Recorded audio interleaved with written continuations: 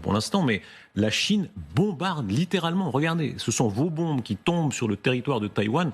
Quand même, quand on en arrive là, c'est une forme d'agressivité extrêmement choquante. On se met à la place des Taïwanais. C'est pas nous qui menaçons.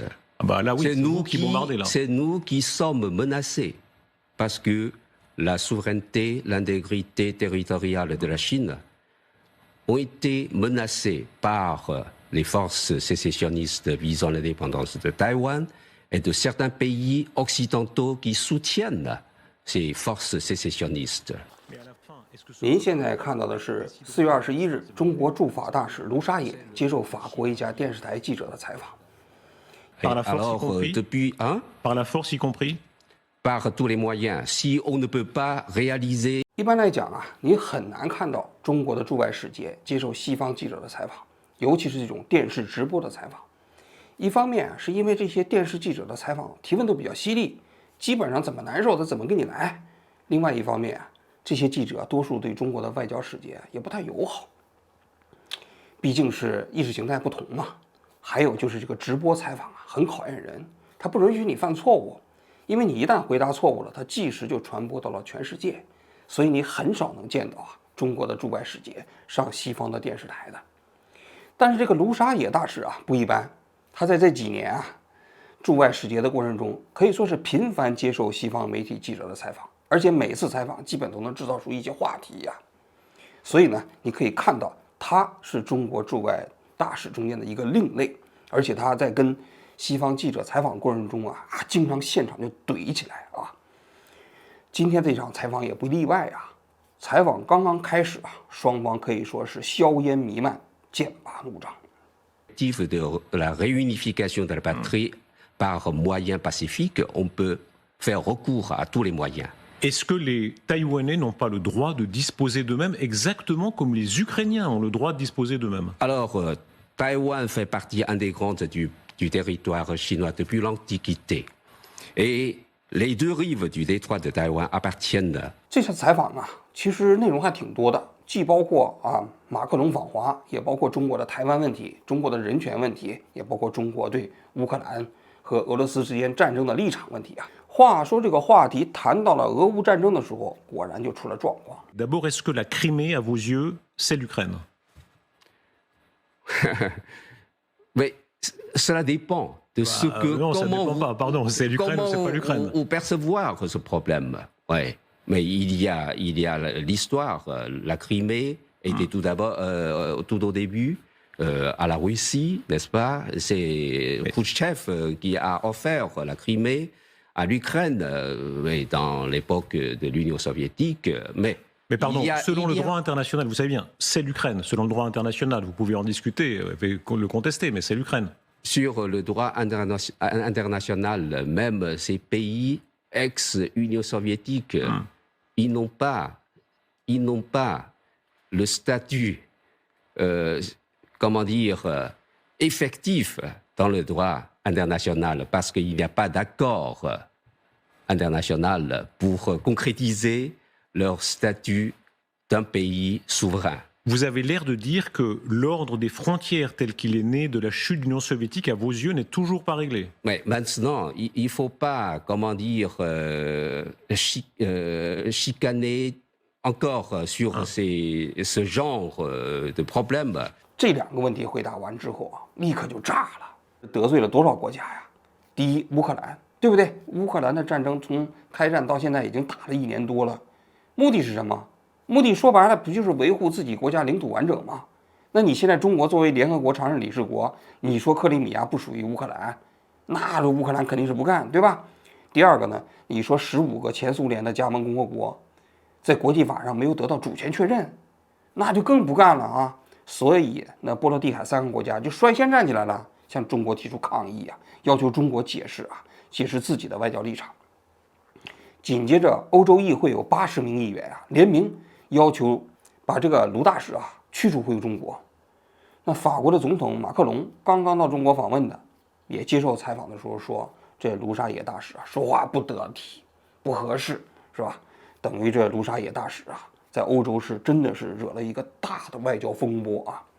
但是人家卢沙野大使一开始没当回事儿啊，他呢就在自己的微信公众号上还把这个采访呢原文呢也包括视频都放上去了，紧接着把这个采访的视频呢还放到了中国驻法国大使馆的主页上。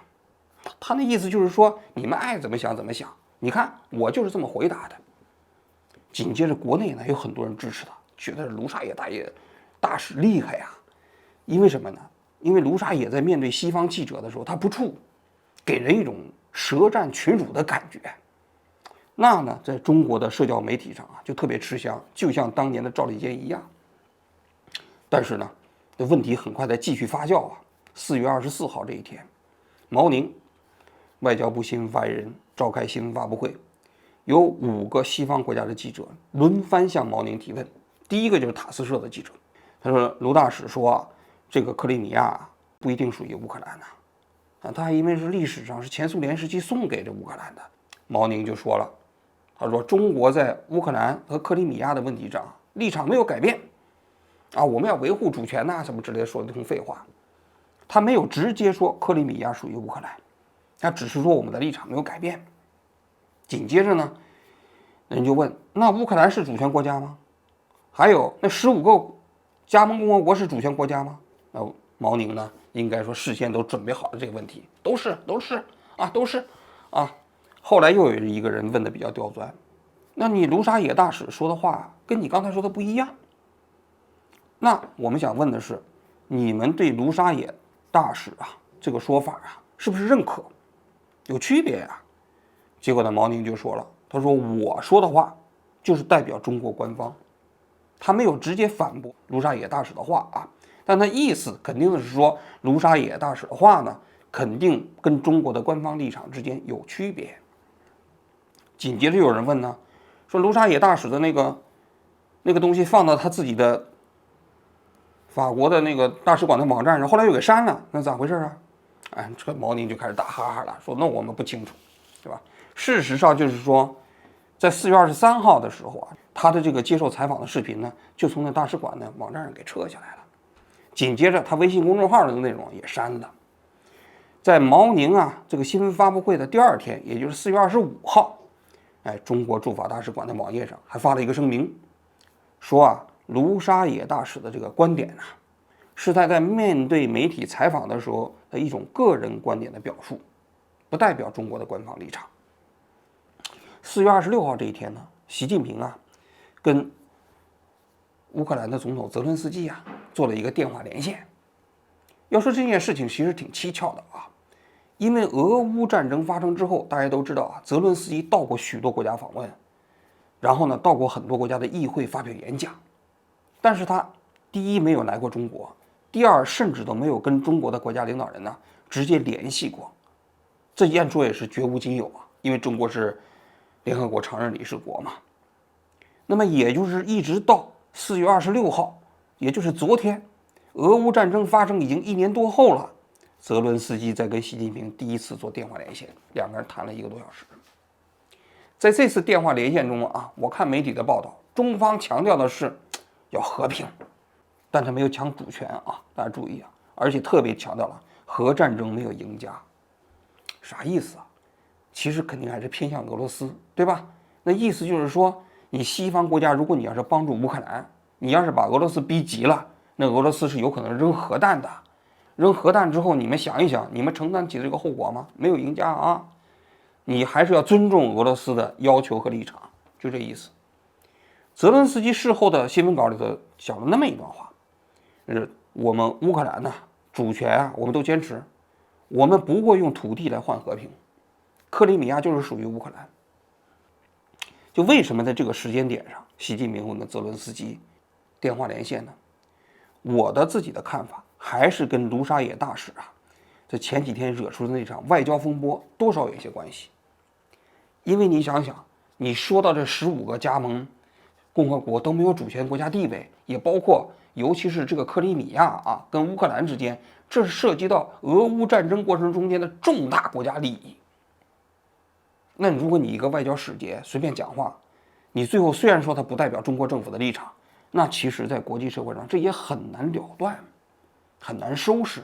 所以习近平跟泽伦斯基直接连线应该说有替这个卢沙野大使收拾残局的这么一个因素在里面。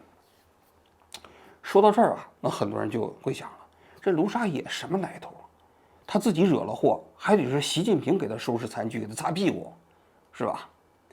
咱在介绍他之前啊，我还是要讲一讲中国在俄乌战争中间关于克里米亚问题的论述的难局。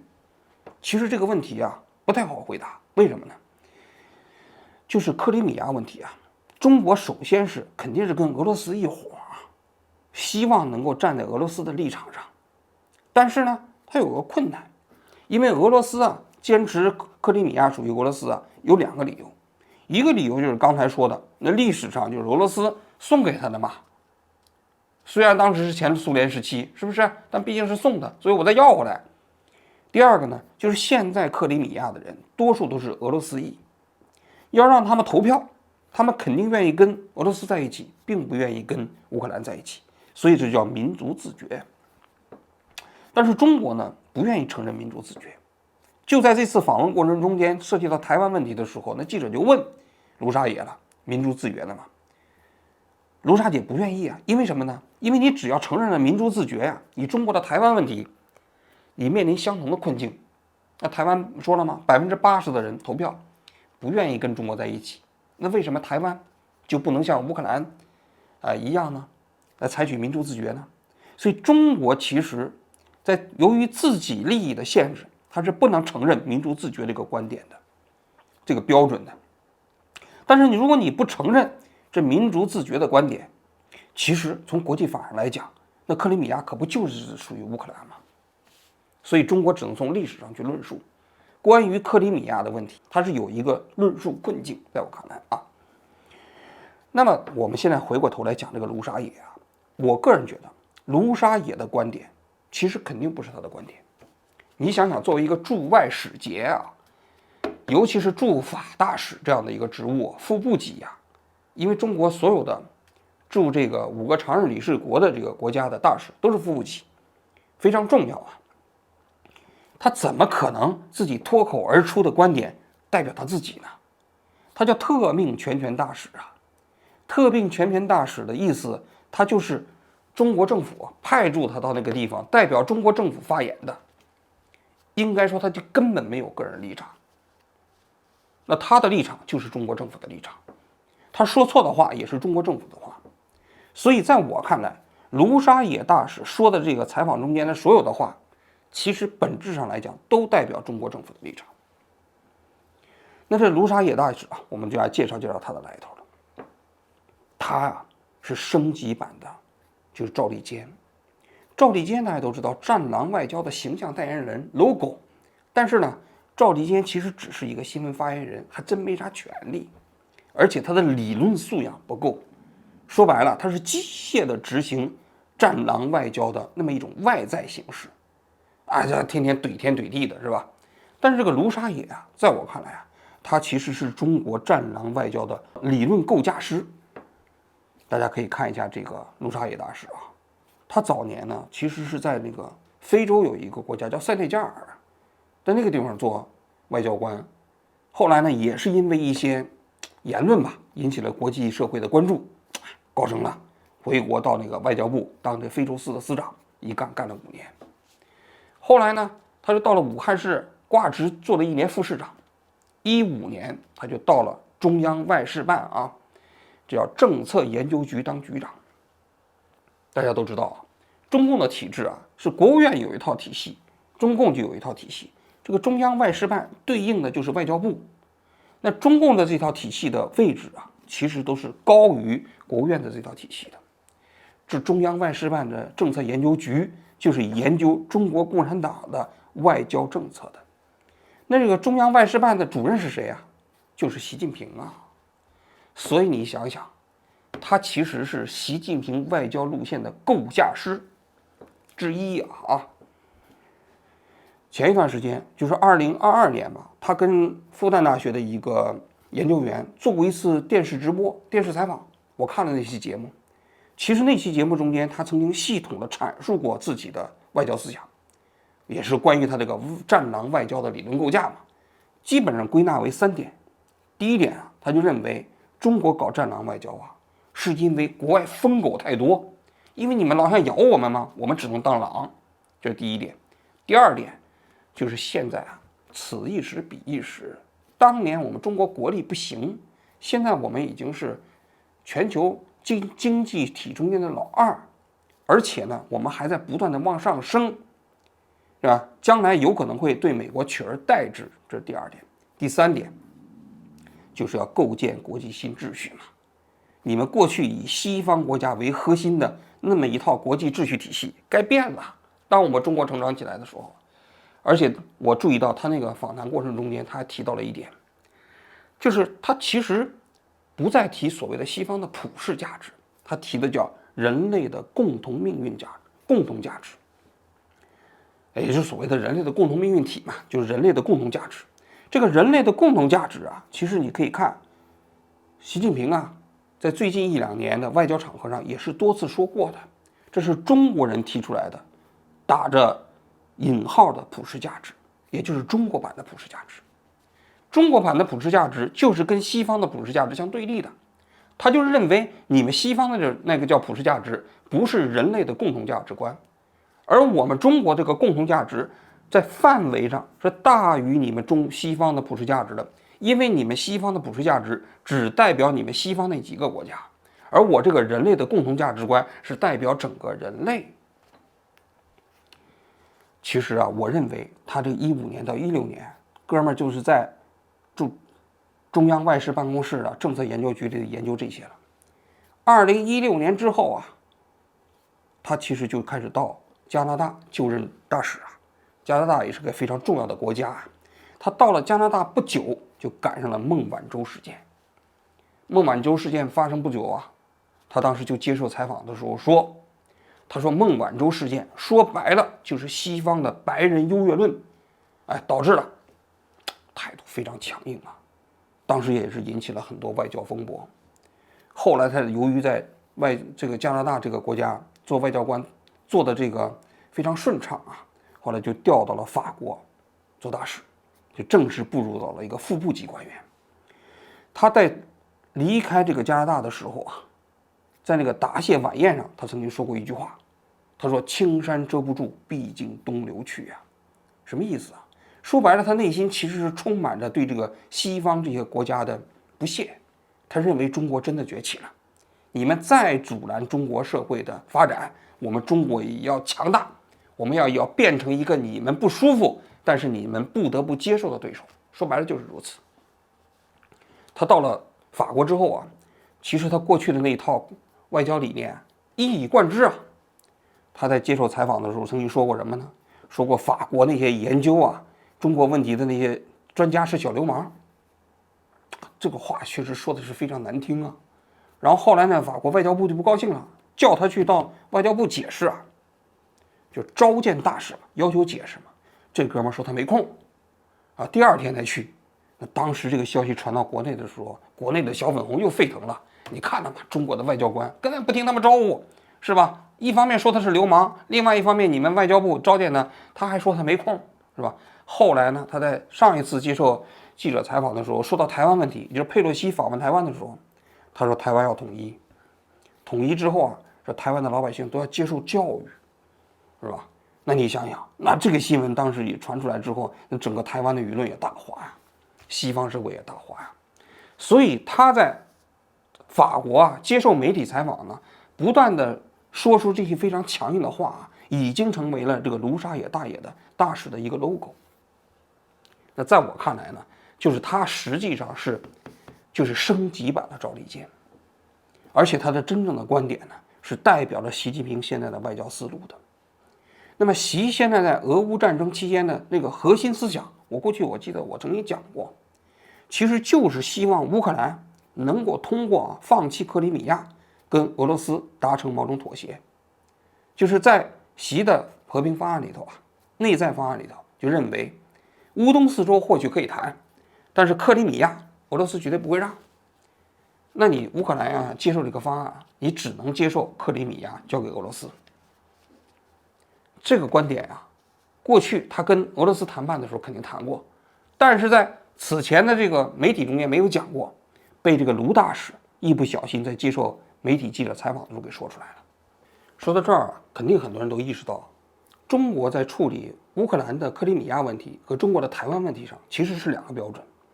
在台湾问题上，中国就说台湾的老百姓的投票不重要，不管台湾老百姓愿意不愿意，他都必须回归中国。但是在克里米亚问题上呢，他又认为克里米亚由于历史原因特别复杂，其实俄罗斯拿走也可以，你乌克兰你打不过俄罗斯，你就只能接受这个现实。那为什么他会在乌克兰的问题上和台湾问题上会出现明显的双标呢？或者说中国的外交思路啊，它其实究竟内在统一的逻辑是什么呢？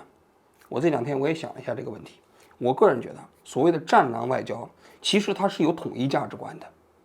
虽然西方社会看待中国这是一个双标，但其实它有统一的价值观。这个统一的价值观有两点。第一点，一切外交政策都以中国的国家利益为唯一导向，对我有利的我就支持，对我不利的我就不支持，这是唯一的一个标准。第二，靠实力说话，靠拳头说话，谁拳头大谁就能拿得多。比如说台湾你打不过中国吧，那你就必须回来。我现在为什么没打你呢？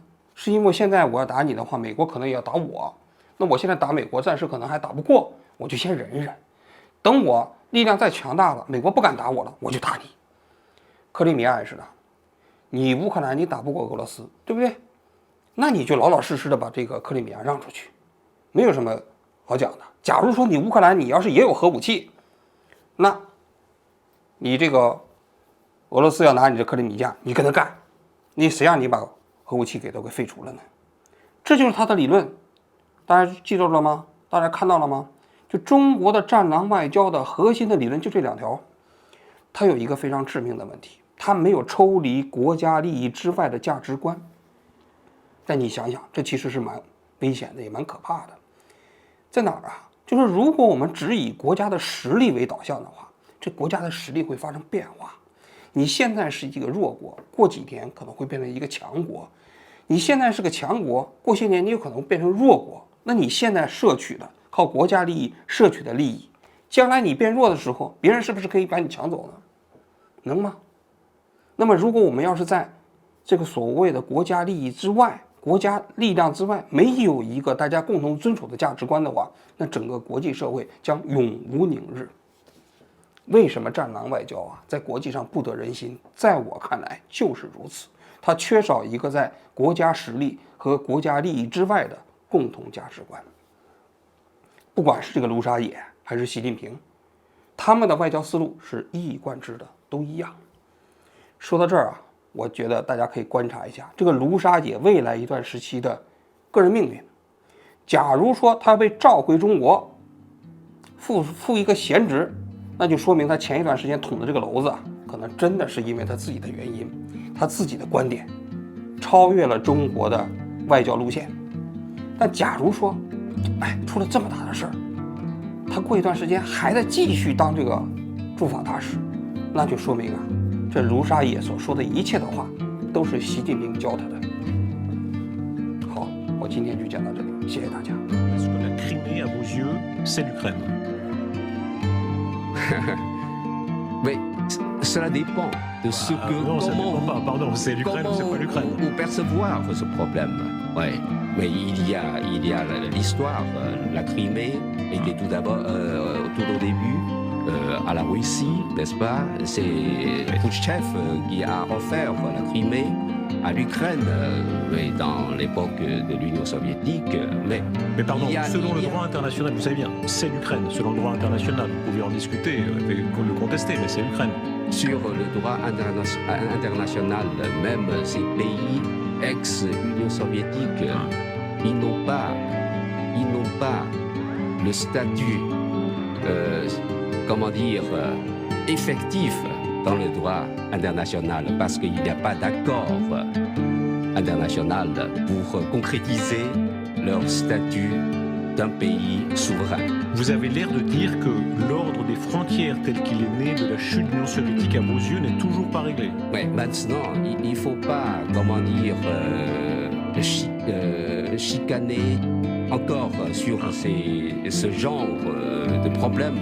Maintenant, le plus urgent est d'arrêter, réaliser le cessez-le-feu. C'est pas Crimée, la Crimée. Il faut quand même se mettre là. Si on amputait une partie de la Chine et on disait, pardon, on chicane, non, on chicane pas. C'est quand même une question très grave du point de vue des Ukrainiens, évidemment. C'est toujours ce que j'ai dit tout à l'heure. Donc il y a des problèmes des tenants et aboutissants.